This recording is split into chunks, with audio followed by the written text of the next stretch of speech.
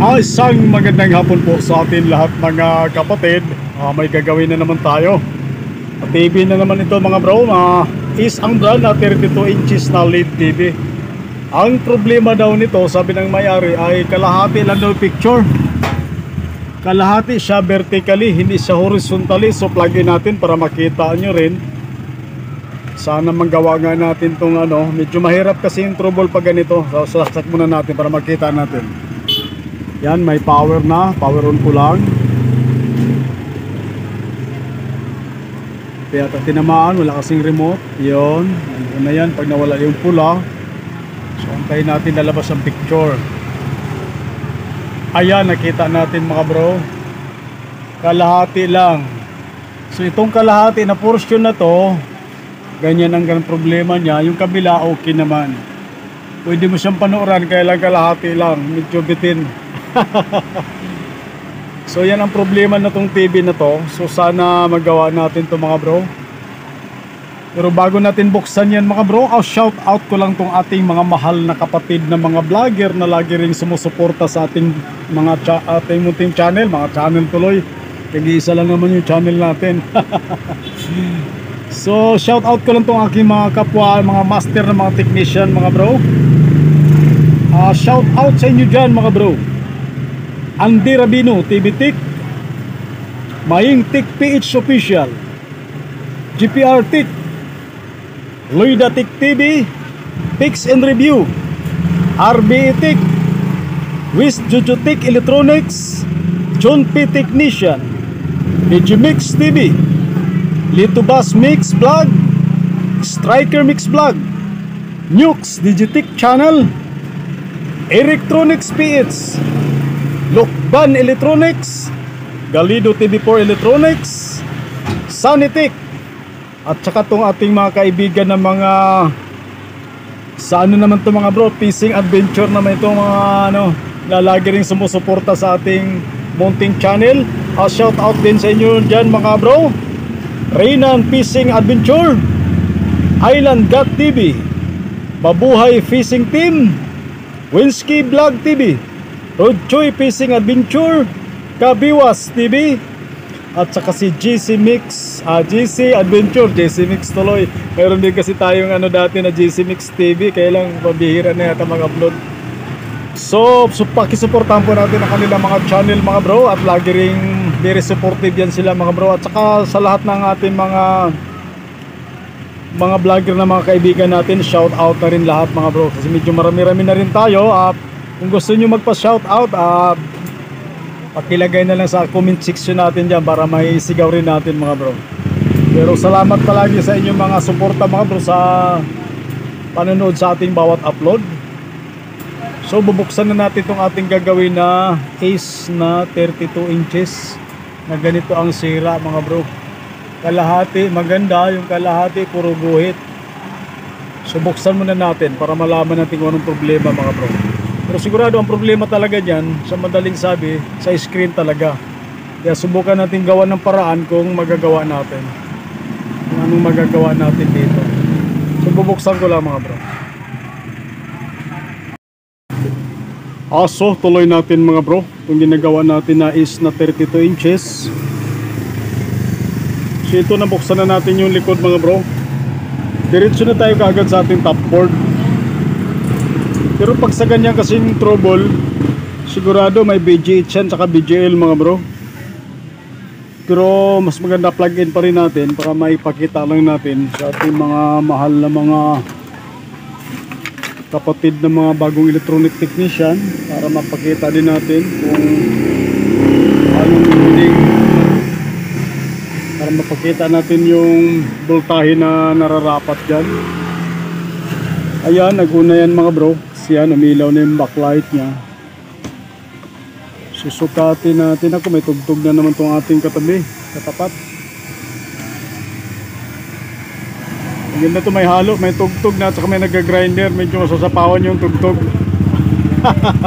So diretso muna tayo sa ating 12 volts. Sigurado present na yung 12 volts natin dyan. Ito sa pinaka-fuse. Teka, hindi natin ayos. Yung ground natin wala pala, kaya pala pala natin na tanggal pala sa pagkatusok eh. So yan, yung 12 volts na sure ball yan, mayroon yan. Yun mga bro. Tapos diretso tayo sa ating BGH voltage. BGH, dito BGL muna tayo. Yan, negative 6.14. So normal yung ating BGL. So dito naman tayo sa BGH. Yan, BGH. Ito yung may test point na to. Ang BGH niya mga bro ay 21.8.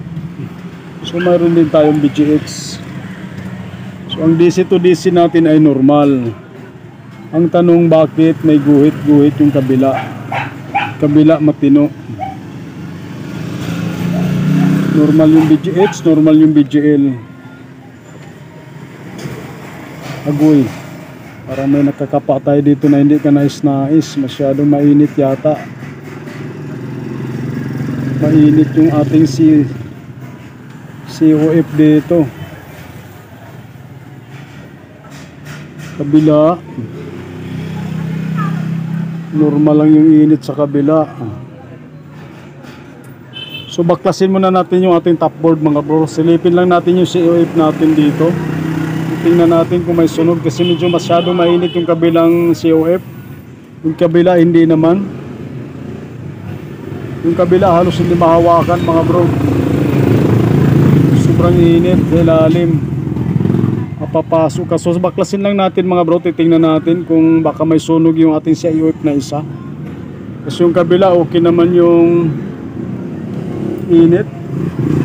So baklasin lang natin muna. Kasi nakadikit mga bro. Kailangan anuhin natin ng side cutter para mabaklas. Huwag natin persahin, baka ma-disgrasya lalo. So tatanggalin ko muna mga bro. So baklasin ko lang yung pinaka top board kasi nakadikit na masyado.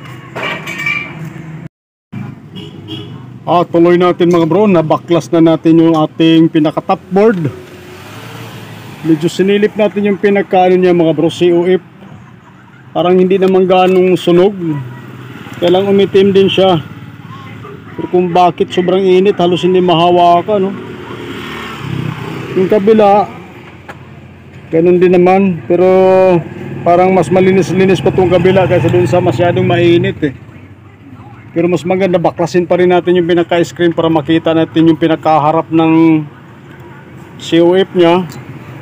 Para malaman natin baka may sunog dun sa ilalim. Hindi kasi natin makita pag hindi natin tinanggal yung pinaka-frame nasa ilalim nito. Kasi minsan yan, pag nabasa, yun ang minsan nga dahilanan dyan na nasisira yung pinaka-COF nya. Dahil pag naglinis minsan may pumapatak na kunting tubig na pupunta dito sa screen.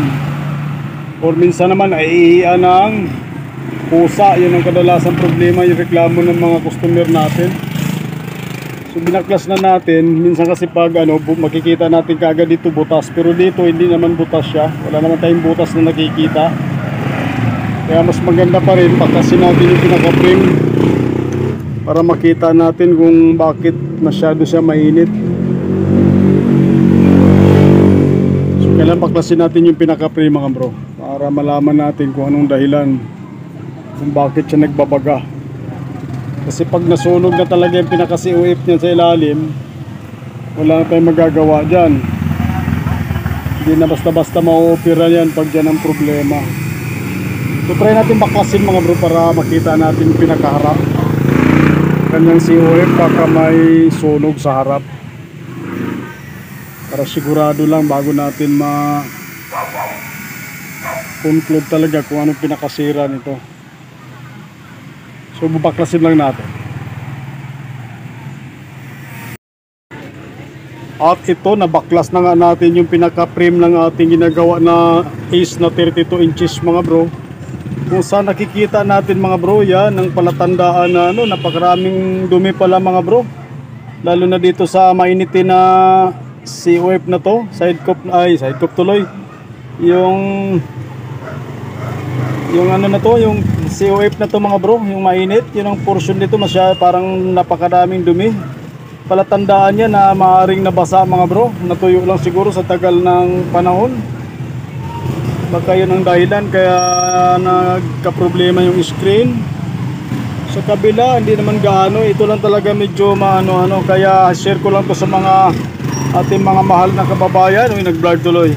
Pag naglinis ka, nagpunas ka ng flat screen na TV mga bro, sa ating lahat ha, share ko lang to sa lahat nating mga kababayan na nanonood sa YouTube mga bro. Pag once na maglinis kayo na mga flat screen, kailangan pigang-piga yung basahan mga bro. Kasi pag once na may tubig na mapatak dito, matira dito sa screen, didiretso dito sa ating sa COF natin, pinagka-top board natin, yun ang isang dahilan na nasisira yung ating pinaka-screen mga bro. Yan, katulad nito, sigurado tubig ito mga bro, natuyo lang sa katagalan siguro. Kaya isa sa dahilan yan kung bakit nasira yung ating pinaka-screen. Kaya ang gagawin natin, try nating linisin mo natin mga bro. Try ko lang linisin to. Baka sakaling mapatino natin yung screen na to. Lilinisin ko lang kasi may tugtog na naman mga bro. Baka maano tayo, mapasok na naman tayo. So patayin ko muna. Lilinisin ko lang. Tuloy natin mga bro. Nalinis na natin yung pinaka dito sa screen, sa mga malapit dito sa top board mga bro. Ayan, nalinis na natin. So try nating paganahin, titingnan natin kung may pagbabago ba mga bro. So plug in natin. Yan, power on tayo.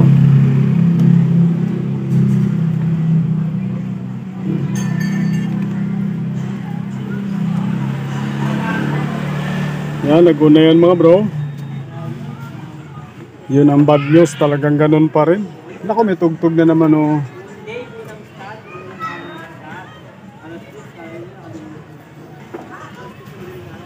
So patay muna natin mga bro, malakas yung tugtog. Kaya lang ganun pa rin. So tuloy natin mga bro, medyo dumidilim na. So tinigil natin kanina kasi may tugtog mga bro. So plug in natin ulit, titingnan natin. Kasi parang ganun pa rin mga bro. So power on lang natin. Sana ba yun? Ayun. Power on tayo.